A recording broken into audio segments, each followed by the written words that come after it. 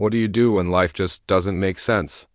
Why do we trust God when our world feels like it's falling apart? And what in the world do you do when God is doing something in your life that you simply do not understand? These are big questions, questions that I believe every single one of us has wrestled with at some point. Maybe you're wrestling with them right now. You're looking at your circumstances, your career, your relationships, your health, and you're thinking, God, where are you in this? What are you doing? This wasn't part of my plan. It's in these moments of confusion and uncertainty that our faith is truly tested.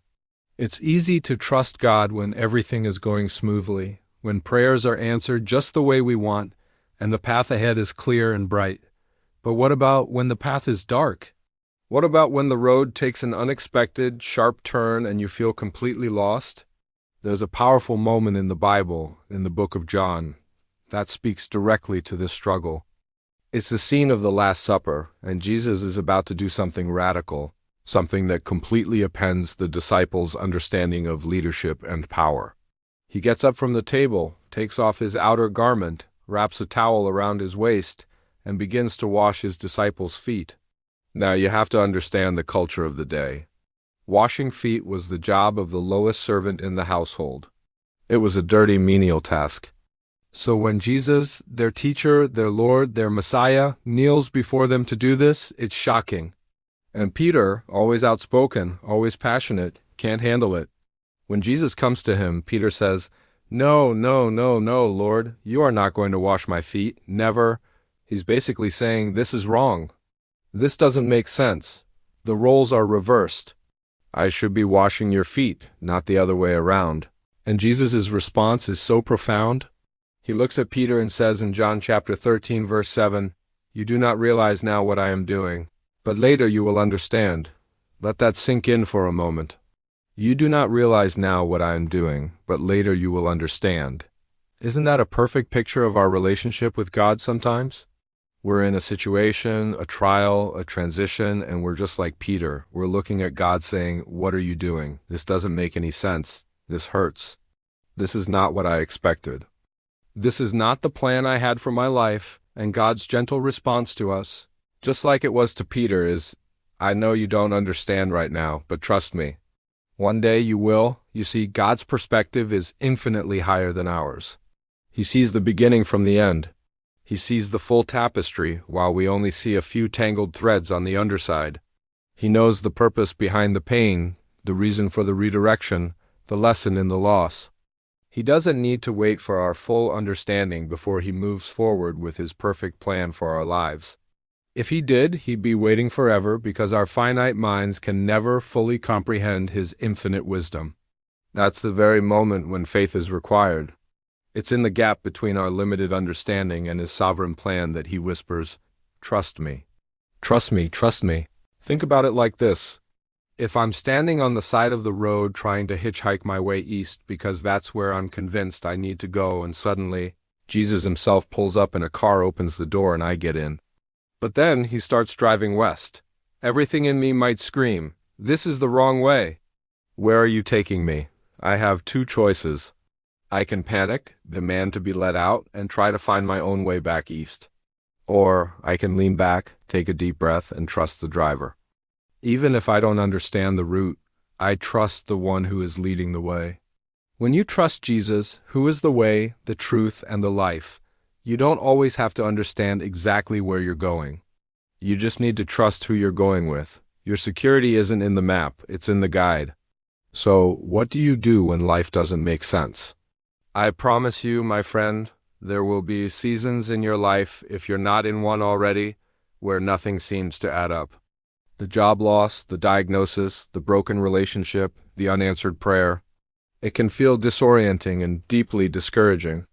During these times, we have to anchor ourselves in what we know to be true about God, not in our feelings, not in our circumstances, but in his unchanging character. As I was studying this passage and thinking about this very topic, a classic verse came to mind.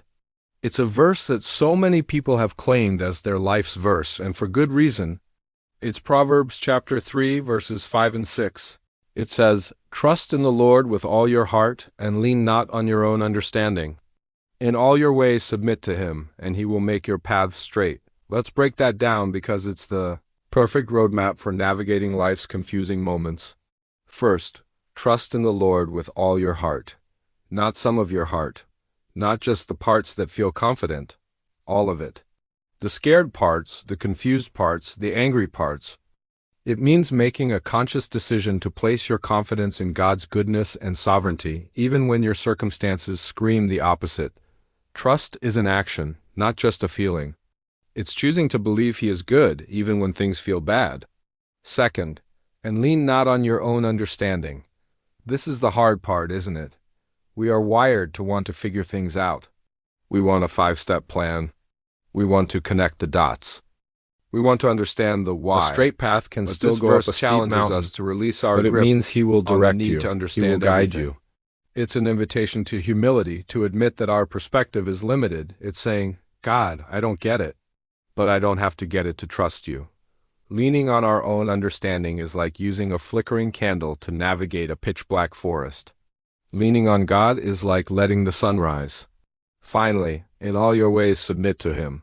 The word here is also translated as acknowledge. It means bringing God into every area of your life. Not just Sunday mornings. Your finances, your relationships, your career decisions, your daily schedule. It's a continual conversation, a constant yielding of your will to His. It's saying, God, you are Lord over this situation too. What do you want me to do next? Show me the next step. And what's the promise? And He will make your path straight. This doesn't mean the path will always be easy or free of obstacles.